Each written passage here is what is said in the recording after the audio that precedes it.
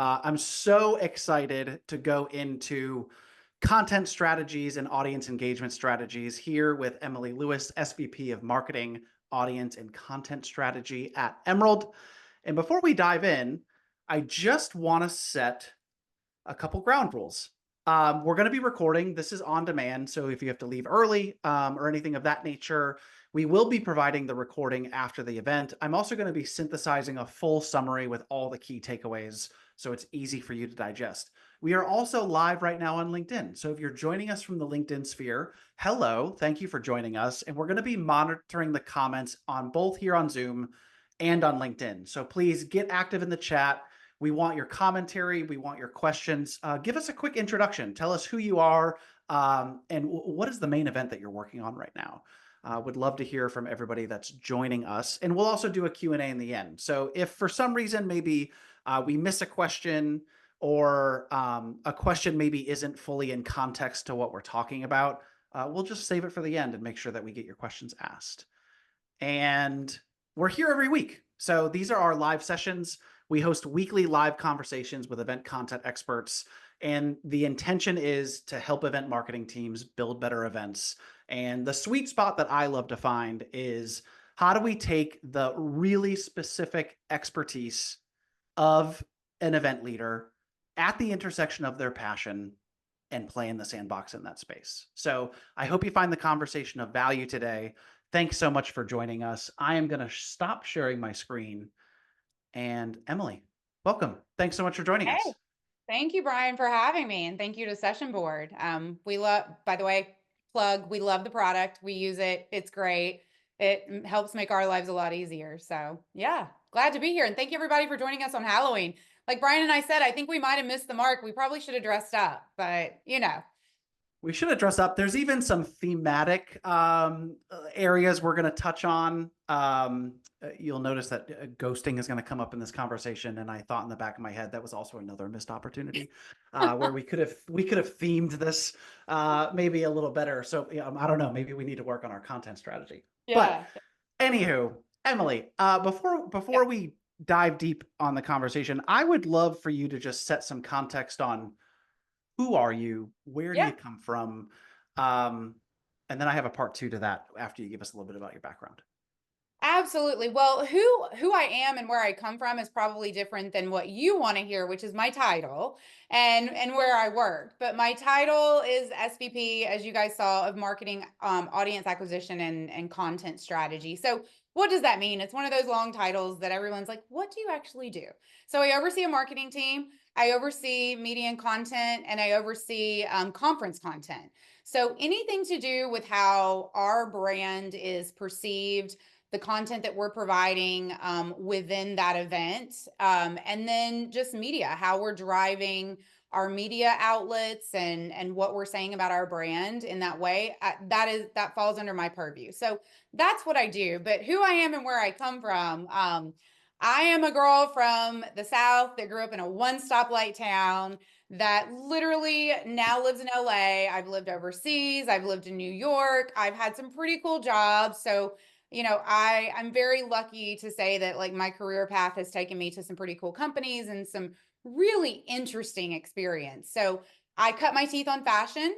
My byline throughout my entire career has always been events and marketing, but I was in fashion for several years, working in New York. I oversaw a big event in New York called Coterie, which for anybody that's in fashion, they probably know what that is. I got to go to Australia and open up distribution, open up wholesale showrooms. So I've really done a lot of different things, but again, my byline has always been marketing and or events, whether that's in-house for a brand or whether that's, you know, where I am today for a B2B trade show company. Got to work for Nike, which I always say was my, you know, brand marketing 101. They are the best, period, hands down. So yeah, so I've learned a lot throughout, you know, whether again, it's in-house for brands or whether it's, you know, on a trade show stage like I am now. So. Awesome. And I'm curious, how does your background in brand marketing influence your ethos around event marketing?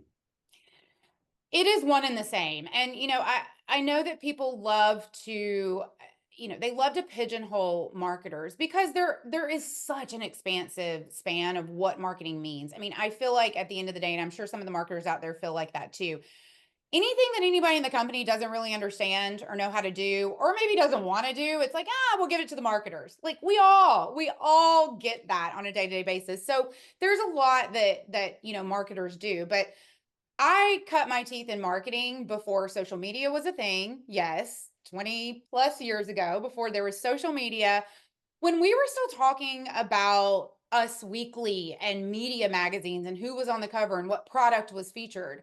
I cut my teeth before digital marketing was really a thing. We have not coined the term at that time, performance marketing. So that didn't even exist. So the only means that we had to market was in person experiences and Mm, storytelling. That was how you marketed. And some people still know the term guerrilla marketing, which I don't even know the origins of that word because I still use it and I don't know why we coined it guerrilla, but it was guerrilla marketing. It was you would hit a geographic location and you might flyer cars. You might hire people to go door to door. You might work with local publications. And that is where I started in marketing. And we've come so far. And there's so many different elements to marketing nowadays. But really, for me, it all comes down to the narrative and the story and the emotions. That's what marketers do. We are mm. here to evoke emotions and have conversations, and then take those conversations and those emotions, turn them into real data and statistics that we can then help our business with at the end of the day. That's what we're here to do. So, I love that. I love that. And I couldn't agree more. And for some additional context, I think what I'm excited to move us through today kind of goes in three parts. And, I want to make sure that we're covering audience engagement and content strategy at the event. But yeah, there's a through line through all of this. And we're going to talk yes, about the 365 content versus the event content. But, yes, how does that then translate into the full experience of what we show up and feel at an event? And then how does that through line and that thread go into what we're doing all year long beyond the yeah, event? So yeah. those are kind of the three motions that I think we're going to navigate through. But I think to kick us off, Emily, how do you define a strong content strategy, specifically for the event, and what are the key components that you think through? Yeah, so I'll give you the high level answer. And I really, again, I'm a storyteller. I like to tell stories. And then we'll break it down into some really tactical takeaways. High level story, when I'm sitting down at dinner with my friends and we talk about marketing or we talk about events, because obviously, I have a lot of people in my atmosphere, as you've been in events for years, that are in this arena. What's interesting is we overcomplicate things. And as marketers, we definitely overcomplicate things. So, let's break it down and make it really simple. There are different kind of relationships that you have human to human. But there is one thing in all relationships, that whether it's a friendship, whether it's a partnership, whether it's a work relationship, that is consistent to that relationship continuing and growing, and that's communication. Period. It's communication. If you ask Mm, people why, their relationships ended, it's bad communication. There was unmet expectations that weren't communicated.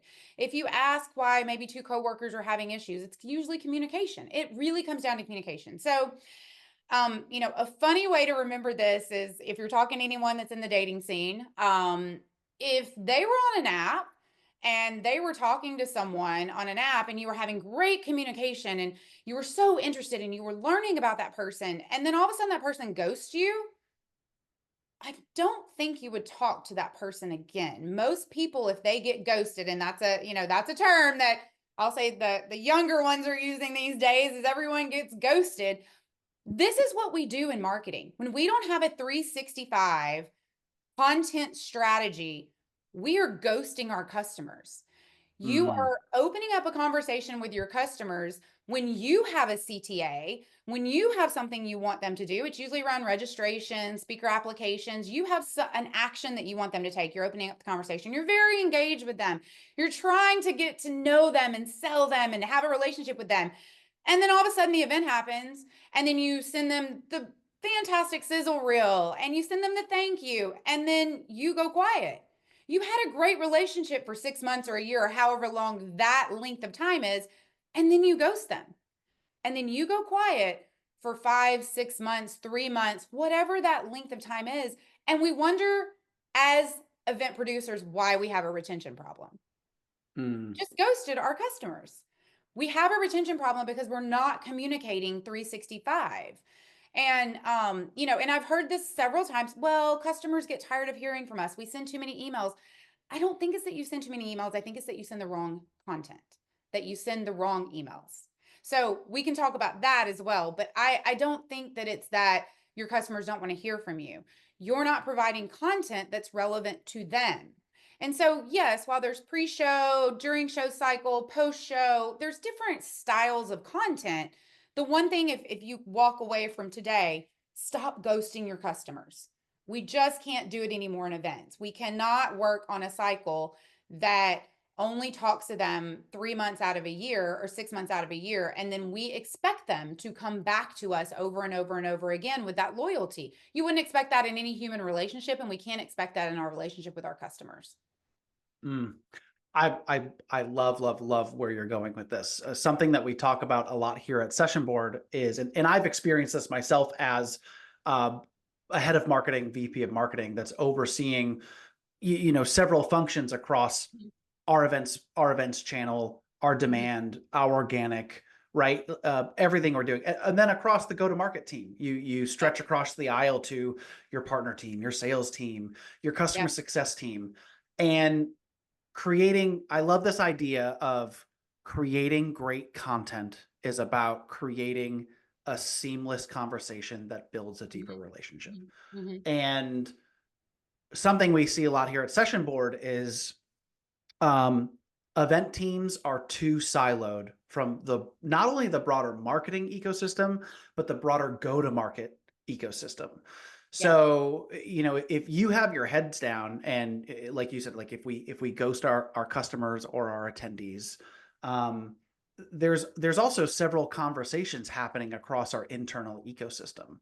And I Mhm. think part of the challenge is how do we deconstruct those silos so that we do ensure we're having one single conversation. I Yeah. think this is Yeah. like one of the opportunities that is on offer for, I would say, like growth oriented, Yeah. event marketing teams is, under the umbrella of marketing, like events is a cohesive pillar, not its own unit. Yes. So Yeah. I'm kind of curious, like how do you break through the walls and even some cases like the natural silos that become built across a marketing ecosystem and a go-to-market ecosystem? Yeah, it's a great question. I think that it is a little easier in the current role that I'm in because that is what we do. We do events. Hmm. So I'm not working for a company where events is a subset or a division or a department of what the company's overall purpose is. So our purpose is events. So it does make it a little bit easier. But I will say A little that simpler. yeah. So, but I will say I've worked, for example, let's go back to Nike. Working for a company where their entire purpose is to sell shoes and make revenue on shoes and apparel. Um, there is one thing that I can say coming out of Nike that you learn is that you really don't talk about shoes and apparel. You talk about emotions. If you ever notice, Nike does not sell you, and I know all marketers have seen this. McDonald's sells happiness, Nike sells, just do it. They sell, empowerment. They're not coming at you saying, buy my shoe, it's the best shoe, we've got the best design. They're selling emotions. So that comes from the top. And that's what I will say at these companies where you have multiple different revenue channels and segments that everyone is running against, and events is one subset of that.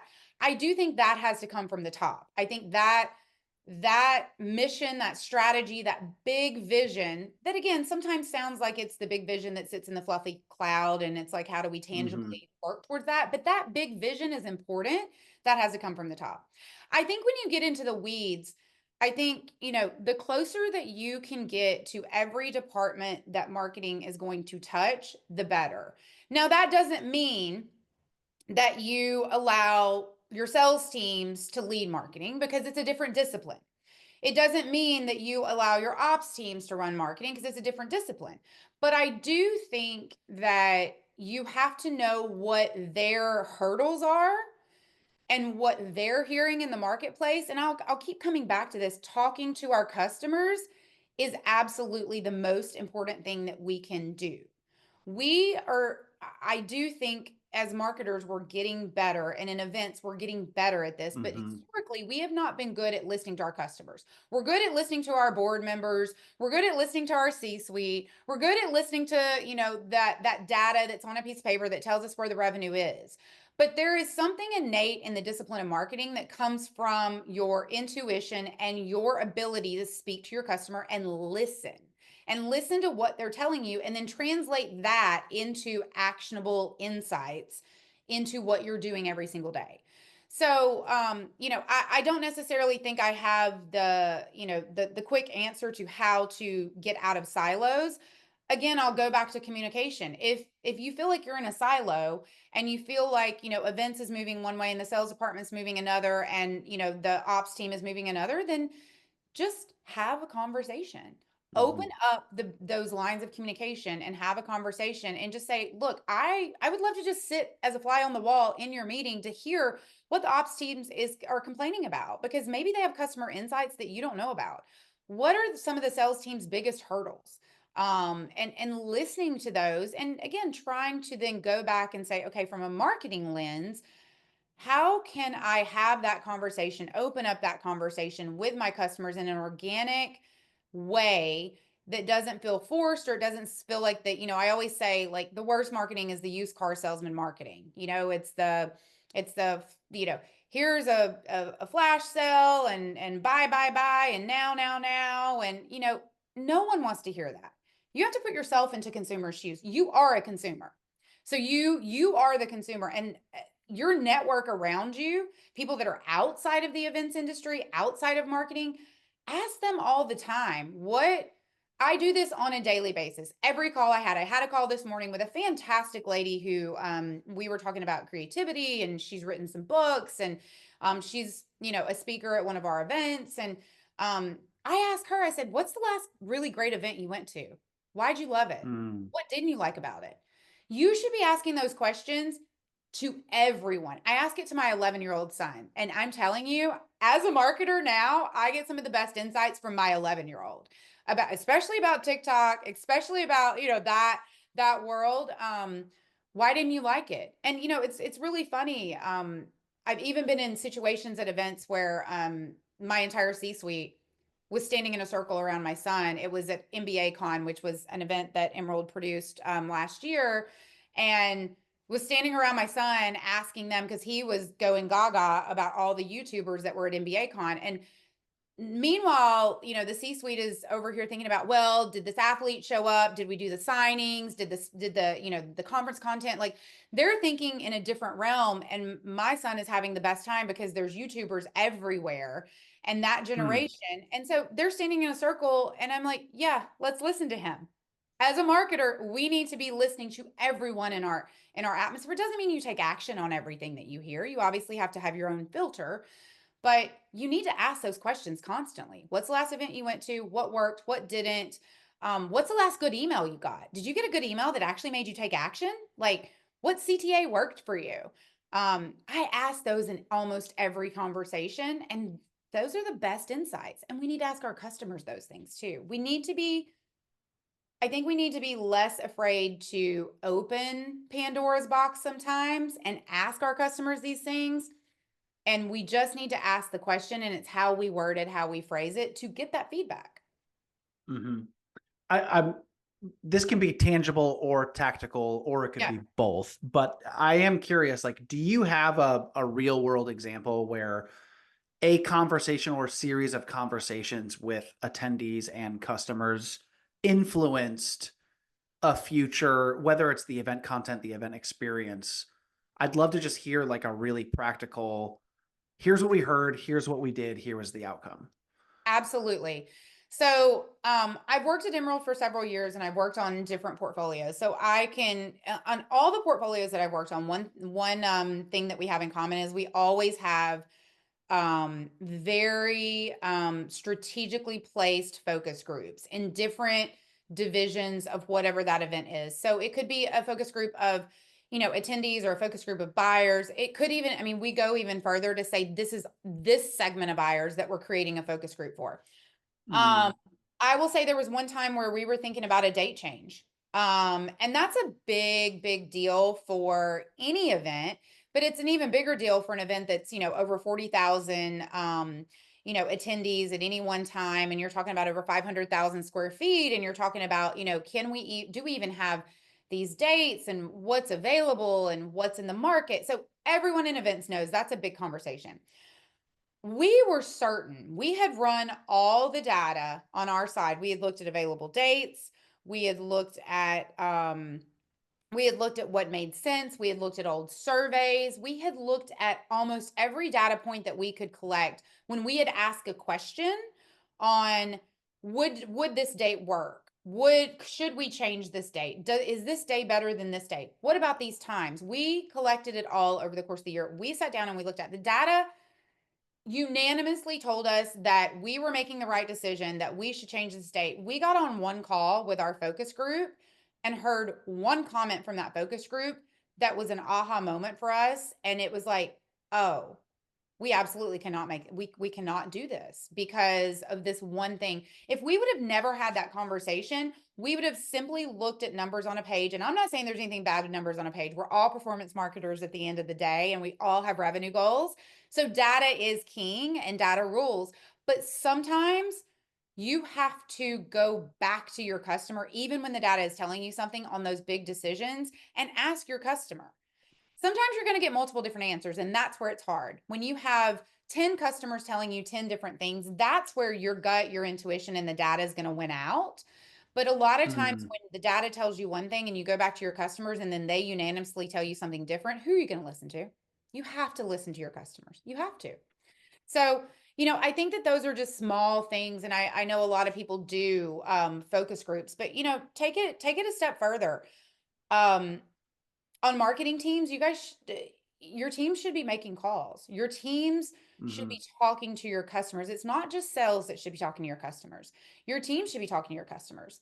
Um, and that could be 3 or 4 customers, but if you have, 5 marketers, 10 marketers, think about that data that you're capturing. A survey is only going to tell you in the moment how someone feels. A conversation is going to tell you in the moment how they feel at a different point in time. And if you have 5 to 6 marketers, 10 marketers calling people at different times in different walks of life, you're going to get so much information at different points when you're catching. You might be catching people on the way to school. You might be catching people coming back from work, but you're catching them outside of this one specific time slot that you've decided to send a survey. I'm not saying surveys aren't important. You got to send them. You got to do it. But I also think just picking up the phone, or, in mhm, my case, in my industry, people love to DM, and, we're texting and we're doing whatever that mode of communication is. I think that you just have to talk to people more. And I think we have to get better about that, instead of, sometimes we tend to hide behind the technology, behind the screens, behind the data, instead of just having an in-person conversation with someone. mm. Yeah, I love the emphasis on you have to balance the qualitative inputs and the quantitative Yeah. in order to get to the right output. Yeah. Um, Yeah. I think is super, super powerful. There was something you mentioned.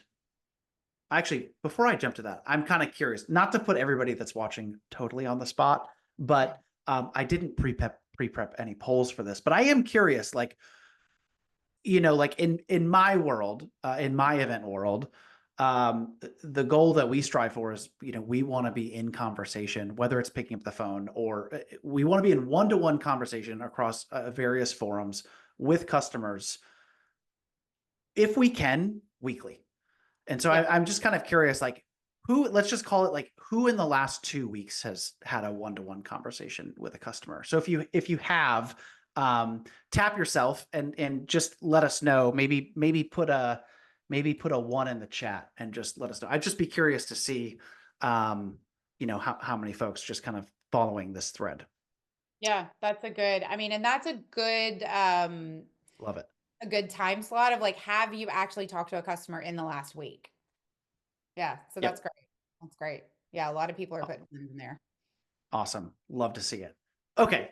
Um, just thought I'd do that little exercise. So I'm really excited to dive into, as we were just kind of kicking the can around like 5 minutes before we went live. Yeah.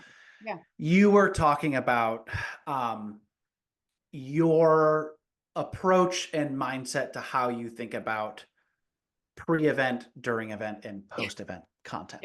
So Yeah. I want to open Pandora's box on that because I think that you have a great methodology. So let's just talk about that methodology and content because I think that'll allow us to go a bit deeper into what you're saying about Yeah.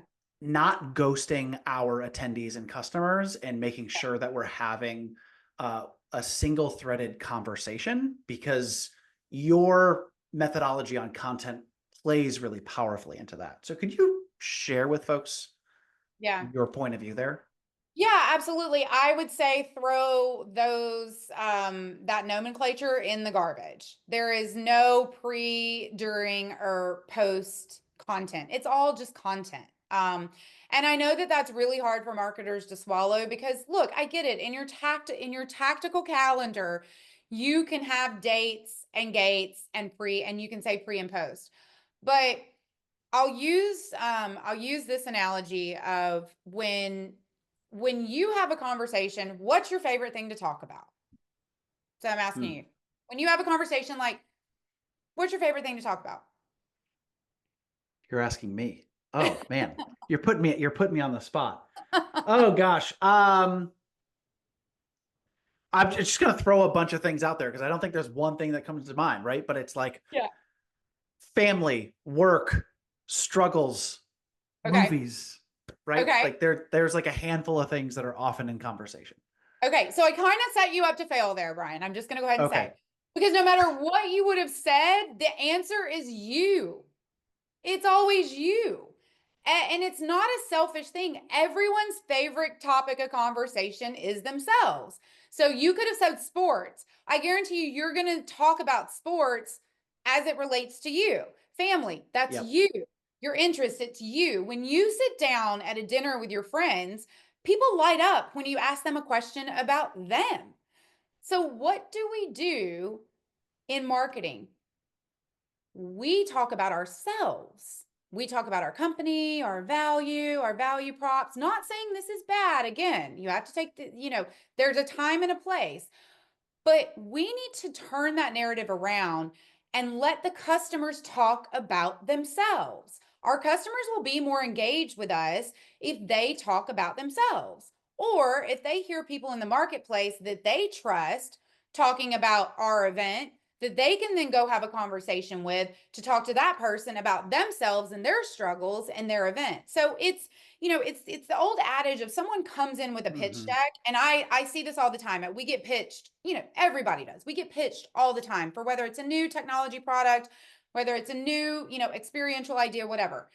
The minute you get that pitch deck, if that first page is some corporate bland page about all how great that corporation is, I'm already checked out. But if that first page is that they did their research and they have figured out maybe that I have a problem that they're trying to solve, and that page is about me and it's about my problems as an event owner, or not event owner, but I wish I was, but not an event owner, an event participant. If it's something to do with my company and my needs and my marketing team and my issues, then I'm more interested because you're talking about me. You're talking about my Mm. needs. So that is something that I think we get wrong a lot of times. And then, there's probably people on the other side of this saying, okay, Emily, but I have to talk about our event and what we do because I have to sell tickets and I have to sell booths and I have to gain revenue or I have to sell a product. Like I have to. Okay, great. Segment your audiences. First of all, this is marketing 101. We have to know about our audiences. If you don't know about your audiences, the more you know, the more you know.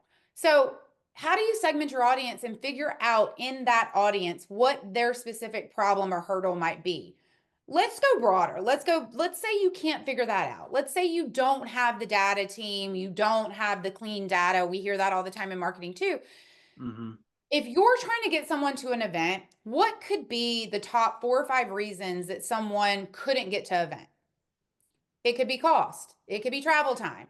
It could be that their company doesn't approve it. It could be that they don't feel like whatever you're providing is of value. So you can go so high level with the problems and the hurdles that they might have. So how do you talk to them about that hurdle? How do you come to them and put them in the spotlight and say, hey, are you frustrated because you're trying to, gain more revenue, and there's 15 different ways from, digital conversations with your clients nowadays to in-person events to, hitting the road and talking, knocking on doors and talking to your clients. Like, you're frustrated, right? Like, why not come to one place at one time, under one roof? And let me give you an example of those clients that I know are part of your world that are going to come. And don't take it from me. Here's a video of that client telling you why they prefer to do business this way versus you reaching out to them in 15 different, means or modes of communication throughout the year. So again, it's what is their problem? And I know as marketers we're taught this, but I don't see it as a practice in marketing as much as I think we need to make that a practice. Stop talking about us, start talking about them and how we can help them and what their issues are. What is their shared issues? If you don't know, go back to communication, pick up the phone, Pick up the phone and send an ask. email. At the end of the day, this is what we're here to do. This is what events are supposed to do. We're supposed to solve a problem. We're supposed to make something more efficient for our crowd, and we're supposed to provide an experience. And then you've got to evoke emotion. You have to, like, you know, are you mad? Are you frustrated? Do you feel like you can't make your sales goals? Well, here's how we can help. Do you have a new product that you're launching and you haven't figured out your strategy? Well, here's how we can help. I mean, we know these practices, but I think it's just, again, it's some of the most simple things in marketing that I feel like as event producers and marketers we forget. Stop talking about us, talk about them, and let Mm. them talk about them. So that's one of the, going back to, do we have pre, during, and post show? So that's one of the things. If you want to give names to things, we can do post show. So one of the things that you can do post show when you don't feel like you have reg open, speaker applications, you don't have anything to talk about in the event because you're simply recapping the event that just happened, going through your strategy for the next year, and you're really planning on the back end. Let the customer do the talking for you. So webinars, LinkedIn Lives, what you're doing is the perfect example of year-round content. Every single week, you're engaging with an audience, you're having content. We're not sitting here talking about the technicalities of Session Board and how it helps me, mass Mhm. email all my conference speakers, which I love. But you are a technology company that helps me do that. But we're not talking about that right here. We're talking about your customers and who could be your customer and what their needs are and what they're experiencing. So this is a perfect example, this setting and this platform of year-round content. So that could be in the form of LinkedIn Lives, it could be webinars, it could be social media, it could be someone taking over your feed and doing, a live and showing people how the show, it doesn't even have to be about the show, but if you want it to be, which I know some people do, I would be very careful about that post event, just in my opinion. I think you need to spotlight your Mhm. customers. I think you need to let them talk about themselves. So again, in my world, it would be someone showing you through their operations, showing their greenhouse or their dispensaries, or showing their shop, showing how their, what new product they have launching, this beautiful new packaging that they have, talking about it, talking about subjects that honestly might not have come directly from your event, but are important to your customer. You're going to keep them engaged, and they're going to think of you as a thought leader, and they're going to think of you as a partner, not someone that's constantly trying to sell them something. Because we all feel that way when we wake up every morning and we get 98 emails by 5 a.m. that are inundated in our inbox for buy this, buy this, buy this, do this, you'll look prettier, you'll look better, your kids will have an easier time over here, everything we're being sold to. So you have to put yourself in the consumer's the footsteps, because you are the consumer, and you have to figure out a way to highlight them and not always think that you have to sell something. Hmm. Yeah, I love that. And thanks for, I mean, I honestly, I appreciate you calling out like what we're doing here today, right? Like, and Yeah, I mean, yeah, I was having a conversation yesterday with our VP of sales, and yeah, the whole through line of the conversation was just about we're doing this to provide value, not marketing.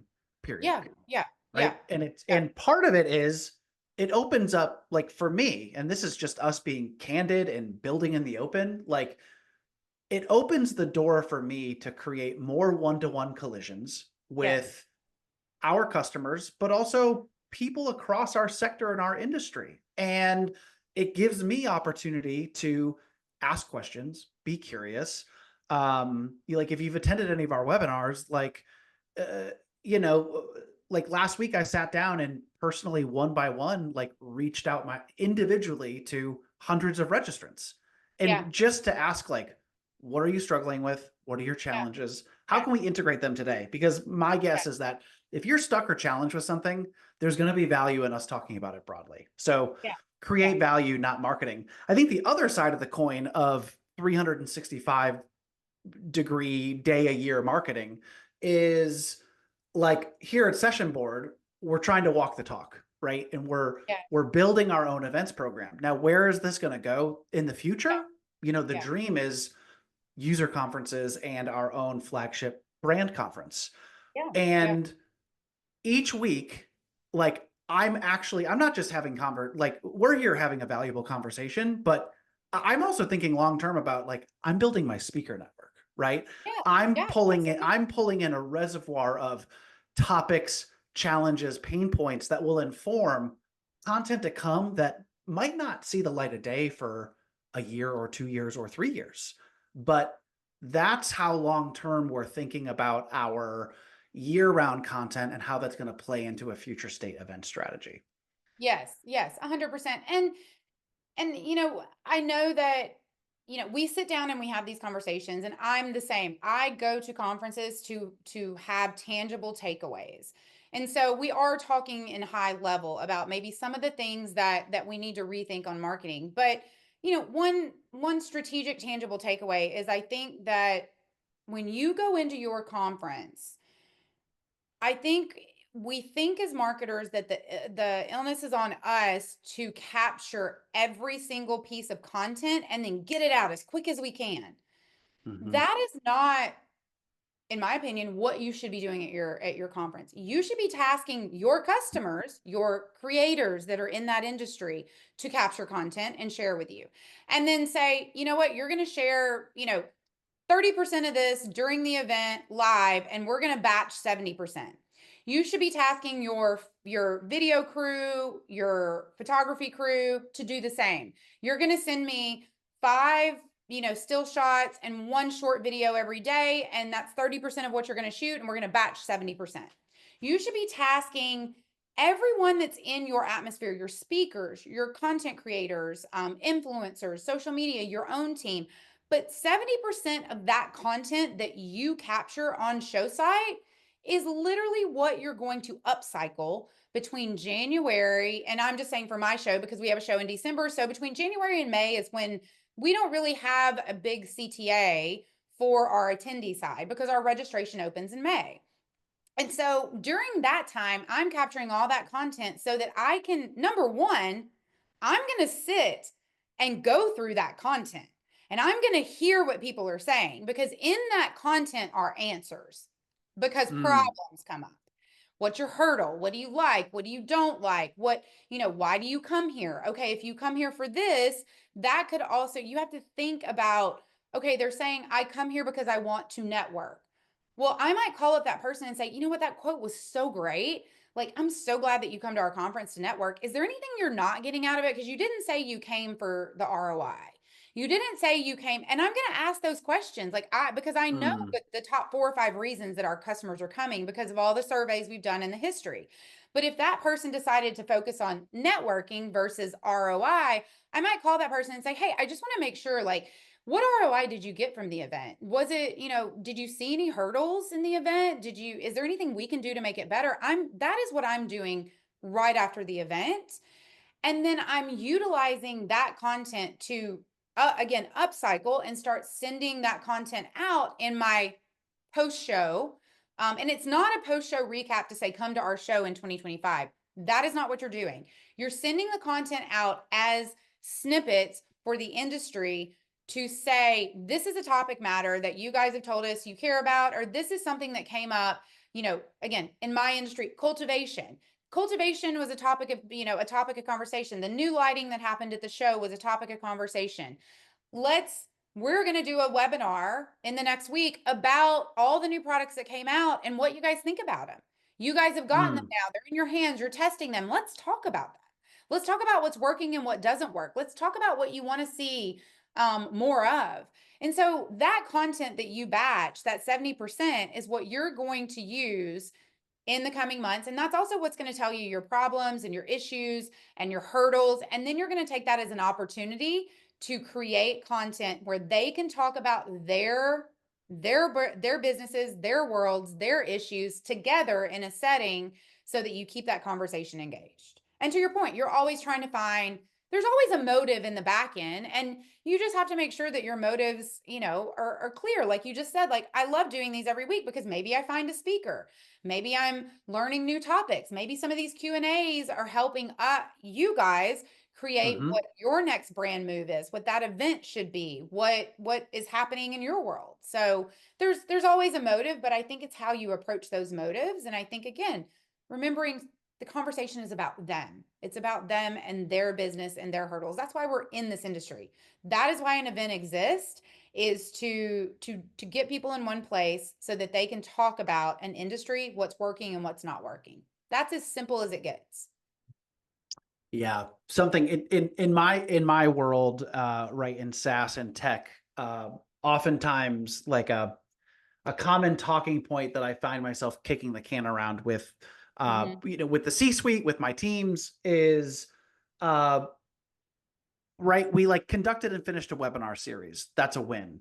Mm-hmm. We executed the user summit. That's a win. Mm-hmm. We hosted a series of dinners across these 5 cities. That's a win.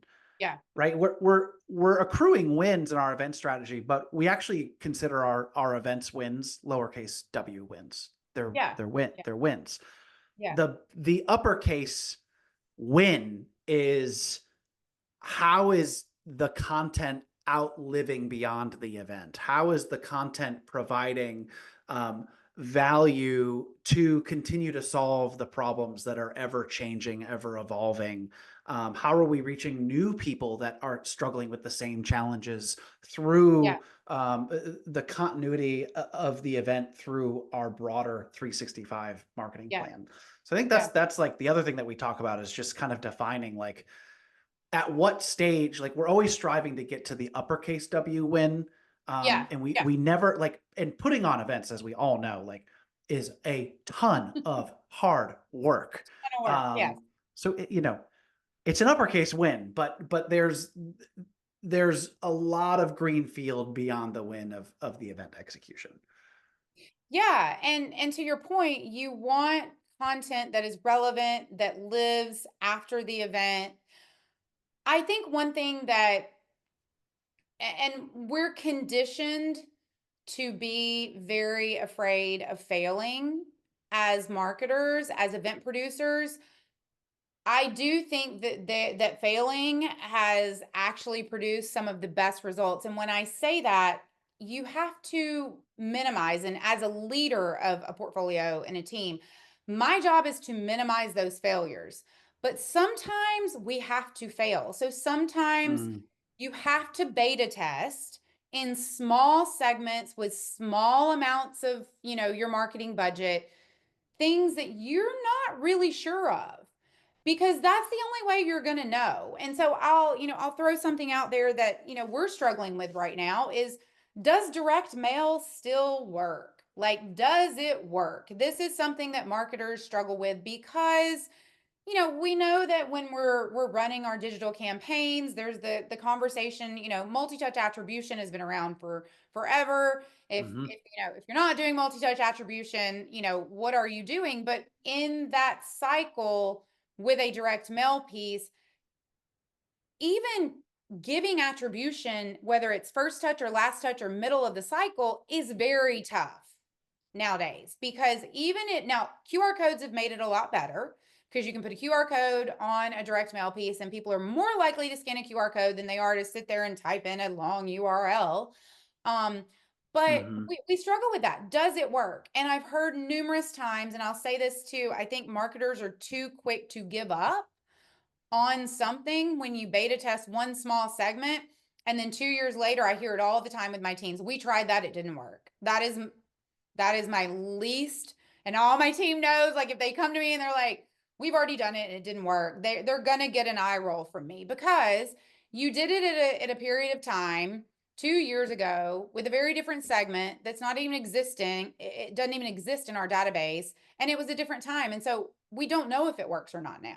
So I feel like every single show cycle, you have to save some of your budget as a marketer, as an event producer, to beta test some of those things, especially with AI now.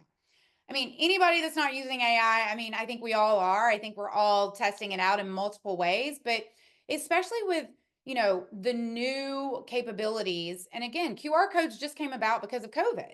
And how fantastic are QR codes for marketers? Everywhere you go, I QR code. Prior to COVID, I thought the QR code was dead.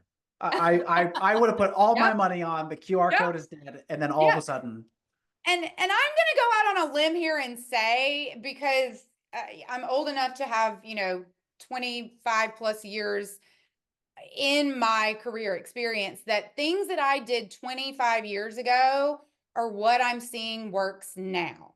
Everything comes in a cycle. And while it might look a little different than it did 25 years ago, I mean, those, the scrunchies and the, wide leg jeans look a little different in fashion than they did when I was wearing them in my 20s, but it's still the same concept. And so mhm. everything comes back around. So that's what I would say, don't be scared to fail. Now, I know that's tough, because I know you've got, look, we all have goals, we all have expectations, but in your marketing budget, when you're planning your strategy, set aside some dollars for things that you want to beta test and try them, and continue to do that year after year after year, because as times change and our technologies change and what we have access to changes, our customers change. So we have to be okay with failing and trying. And that's your time, in my opinion, to try. Your time to try is what we're going to call post event. That is your time to try some of those things. Mhm. That is your time where, if you're going to fail, fail before registration is open. Don't fail 5 weeks before the show and you're, only 80% to your goal. That's not the time to fail. The time to fail is before registration opens and you beta test some things and you get the response and you talk to customers and you get feedback, and then you tweak that strategy for when registration opens and those goals are really off and revenue is coming in. So don't be afraid to fail. I say that all the time, and stop saying we've been there, we've done it, because we've all been there, we've done it. I was a kid in the 80s and the 90s, and I've been there and I've done a lot of fashion, and guess what? It's still showing up on runways and selling out in stores. So same thing. So if I Great don't do it advice. again, I'm going to be out of style. So I just looked at the clock and I can't believe how fast 50 minutes went by. Um, but before we wrap, Florence did have a question in the chat. Florence was wondering if we could get a little bit more granular on any Yeah. tips or suggestions on how you get your audience to engage with you to share their feedback beyond surveys and evals. Yes, that's a great question, Florence. Surveys drive me crazy. I'm going through one right now and I don't want to answer my own survey. So that's first, that's the first problem, is we have to make these things shorter and quicker, because attention spans are shorter, and we don't have with digital media, we don't have the attention spans that's proven. People just don't have the attention span. So first of all, make your survey shorter. If it's 20 questions, cut that sucker down. Um, Outside of surveys, what I really like to do, and I know most people do this, is if you have conference sessions, if you have activations, again, make sure that you're looping in a quick one question survey at the end of that session. Make sure when you have an activation, there's a QR code with a one question survey on site, because you want that feedback in the moment at the event. And those things are really easy to do without a lot of technology or budgets. It's really, you can do quick form fills, QR codes. It's pretty easy. There's a lot of sophisticated technology that can make it a lot better. But I always revert back to like the bathroom scenario. When you walk out of the bathroom, it's the smiley face or the sad face. Like that's, the best example of, you want it to be quick. They don't need to think about it. So in the moment, do that. Then what I would say is, one thing that we are implementing is regional events. And I know that Mm, not everybody has budgets for those type of things. Now, when I say regional event, don't think of a fully fledged trade show. I'm talking about a dinner. I'm talking about showing up with a group of 20 people and doing dinner. And it is a marketing expense, because it is a market. It is not a sales. We're not trying to generate revenue. We're simply trying to show up and ask the questions. When you treat someone to dinner or lunch or even coffee, and again, I don't recommend, this is just me because I get them all day long on LinkedIn. I get inundated with, hey, if you'll give me 5 minutes of your time, I'll buy you a coffee. Like, those things via email don't work. Pick up the phone. And again, I'm mhm. going back to like 25 years ago in marketing, when I had to pick up the phone. Pick up the phone, call someone, say, hey, like, I would love to like treat you to a coffee if you're in the area. Have your marketing team, if your marketing team's in several different areas across the country, because we're now, a lot of us are remote, your sales team, do the same things. People are more likely to tell you things when you're not in Zoom jail all day, or you're not, they don't think you're trying to push an agenda on them. So I would say that. And then, one thing, Florence, and I'm sure you guys have tried this, ask your network. Like, it doesn't always have to be your customer. If you have a good idea, ask someone that has nothing to do with events, that's not in the events industry, and just ask them, just say, what do you think about this idea? What if this was a scenario and I have people complaining about this on a survey? What could I do to make this different?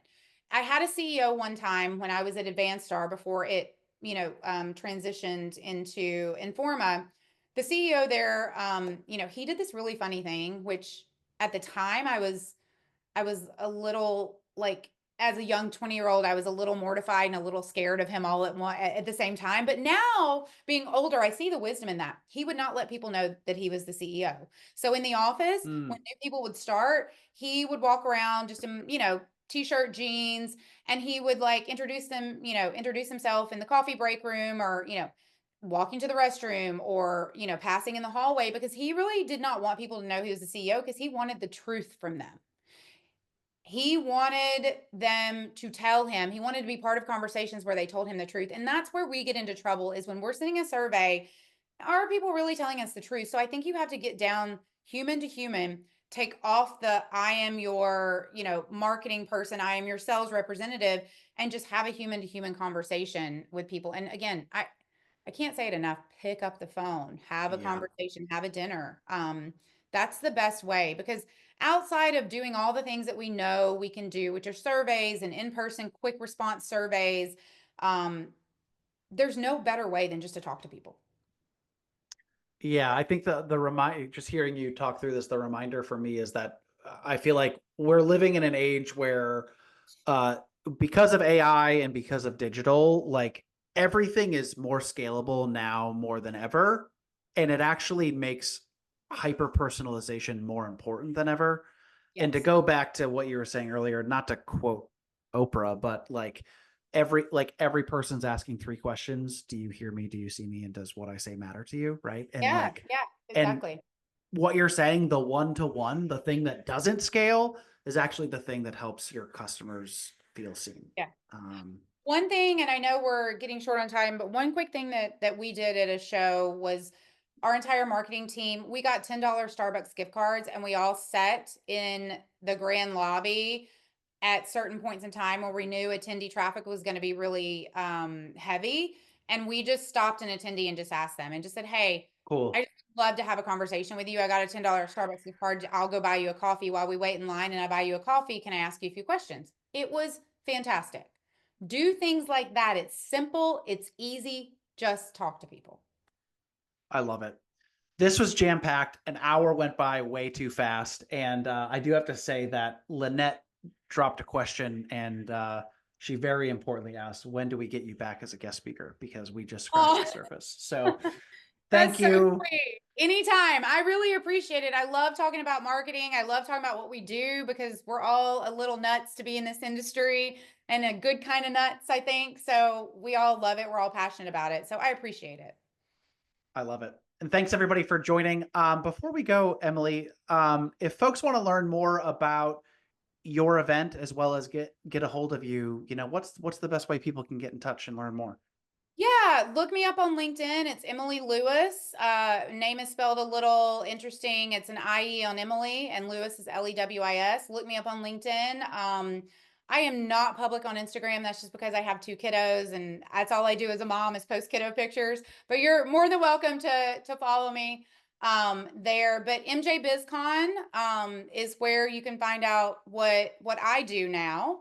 But Emerald, Emerald has a plethora of events. We do everything from pizza events to fashion and retail to cannabis events. So we have a plethora of events. That's where you can find all the events. But MJ BizCon, which is coming up December 3rd through the 6th in Las Vegas, is my baby. So we're in the heat of it. But yeah, I really appreciate I appreciate the time. I love the conversation. And again, I love event people. We're a special breed. Awesome. I just linked all of those, Emily's LinkedIn, a link to MJ BizCon and a link to Emerald if anybody wants to learn more. And again, thank you all for giving of your time and joining us here today. We will share a recap with all the key takeaways. And selfishly, we got to find a way to have you back because this was fantastic. And just a sneak peek into where we're going next week, I'm just going to share my screen really quickly. We are being joined by Kara Stahl and Audrey Buchanan, and we're actually going to be talking about the art and science of event design, but we're going to be zooming out from event content and looking at all the ways in which event content influences production. We also have some sessions coming up later in the year that I think connect really nicely to what Emilie was talking about. I'm going to also link the registration to that here in the chat. But like, for example, you were talking about dinners and hyper-personalized experiences. We're going to be doing a whole session on how to master bespoke experiences, those that are hyper personal that help you get close to the customer. So that's coming later in December, and we'll let you know when that's coming. But thank you again, everyone. Emilie, this was super fun. Yeah. Thanks for sharing your experience and your passion and your heart for everything that we do. And you're in the thick of event season, so good luck as you march towards December. Awesome. Thank you guys. I can't wait to tune in next week. I love that conversation. So I'll be there. Awesome. Thanks, All right. y'all. Till next time.